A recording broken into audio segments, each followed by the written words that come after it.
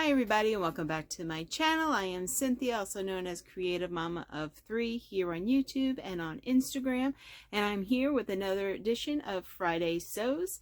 And I'm happy to announce that I actually have a finished garment to show you this week. I actually got into a little bit of a roll these last 2 days.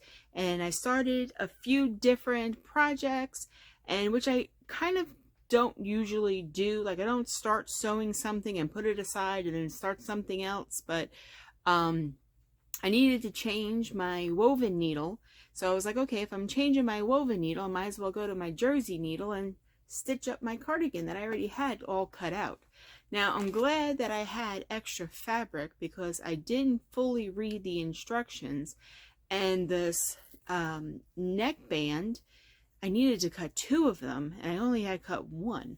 I don't know what I was thinking. And then I started pinning it, and I was like, this neckband is really short. How am I going to fit it all the way around this whole cardigan? And so luckily I had some leftovers of that, and I think it came out great. I'm really in love with it. Like I said in my last week's video, I don't know, for some reason when I saw this pattern on this fabric, I thought cardigan. For some reason it just looked like something you would make a jacket. So the pattern I used is Ellie and Mac, the Chapman Cardigan pattern, and I don't know if they have 2 different ones, but this one is the curvy fit. I'm not sure what that really means, but I made this, and I'll post some video of me. I did the tunic version. I really did not anticipate it being this long, so I think it is a little too long for my liking, but I think I'm just going to leave it. I just wanted this, I made this for kind of maybe to keep in the car or to take with me when I go to the mall with my children, or when we go out to dinner. And you know, it being summer, wearing short sleeves and wearing tank tops, you know, it's fine for the outside, but then when you go indoors in businesses and stuff, it's kind of chilly because everyone has the AC blasting. So instead of me freezing, I figured I will do this. Now I did, I'm going to take it off for a minute because I want to show you my pockets. I think I did a pretty good job lining up the pocket pattern. Oh, I don't know if you can see it. All right, that's the pocket. Now, one I did better than the other, so I think this might not be the good one. I'm not sure.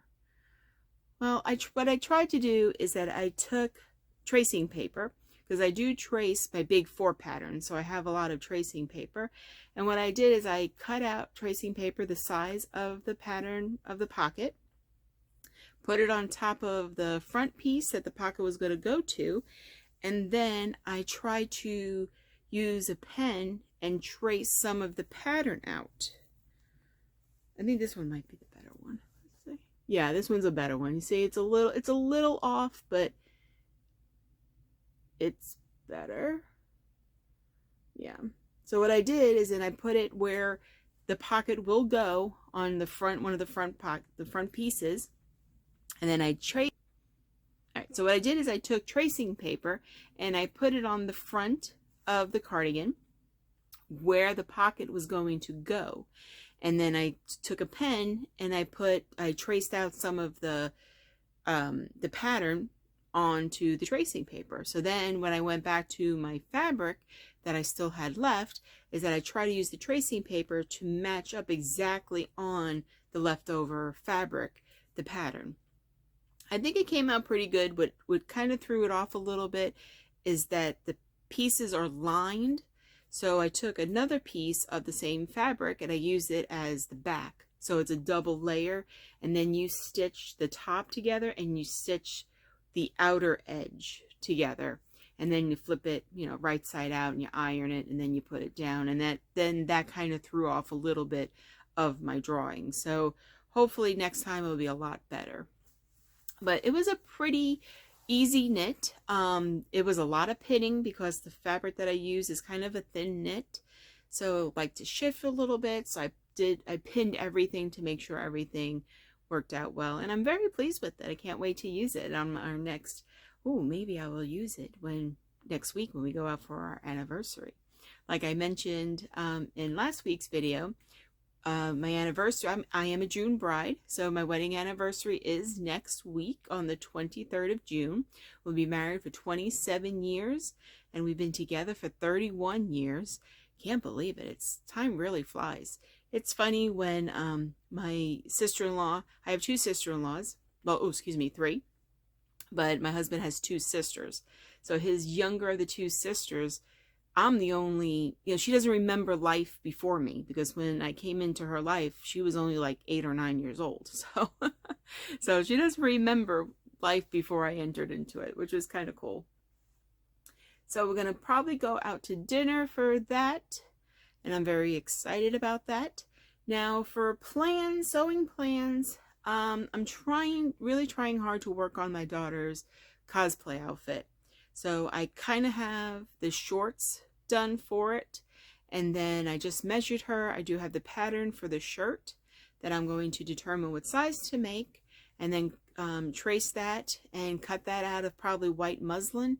And I might actually even use the muslin for the fabric that I'm going to use. I have some bleached muslin, and the shirt that she wants is white with a little bit of a red trim. So I think I might just use the muslin for that. We'll see. We'll see how nice it comes out when I do it. But I am excited for that, and she's excited to finally get it. She's been hounding me for a couple of months now, but sometimes when you're trying to make a real in-person costume from an anime picture, it's kind of hard to wrap your head around, because it's not realistic, a lot of the outfits that they wear. So it has taken us a while to both agree on what patterns to use, what fabric to use, and kind of just agree on the way the construction needs to be for it. Because, naturally I want her to be happy, because I want her to wear it. And then I also need to wrap my head around it so that I can actually make it.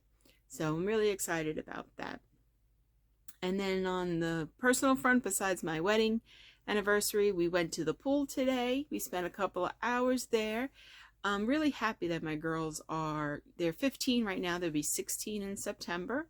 And I'm really happy that they're at this age, because then I don't have to be on top of them. Like I see a lot of little kids at the pool, and the pool always got me a little nervous because I can't swim. So, and my girls aren't really good swimmers either. Like they can, as long as their feet could touch the bottom of the pool, they're happy. So I actually took a nap while they were in the pool. It was so refreshing. It was so nice out. It was in the shade on one of those lawn chairs. I took about just like a 10-minute nap. So it was nice and fun. They had a good time. I had a good time. No one got burnt, which is great. We were only there maybe for 2 hours total. And we had a great time, and I hope to go back a few more times and enjoy the pool this summer, because it is definitely hot out. But it seems like every day or every other day we get like a thunderstorm. It only lasted for about 5 minutes, just enough to get everything soaking wet. And my husband had to run out there and cover the pizza oven, and the tarps were flying all over the place on various things we have in the backyard. So that was a lot of fun and interesting. So, but that is all I have for today. I do have a lot of plans that I would like to make, but I'm kind of keeping them a little bit of a secret for now. I do have some ideas, some little wild and crazy ideas that you haven't quite seen from me yet, but I'm very looking forward to making them. So I hope where you are, the sun is shining. I hope that your family is healthy. Thank you for spending your time with me today. And I hope you have time every day to be creative, even if it's just for a little bit. So thank you, and have a wonderful day. Bye.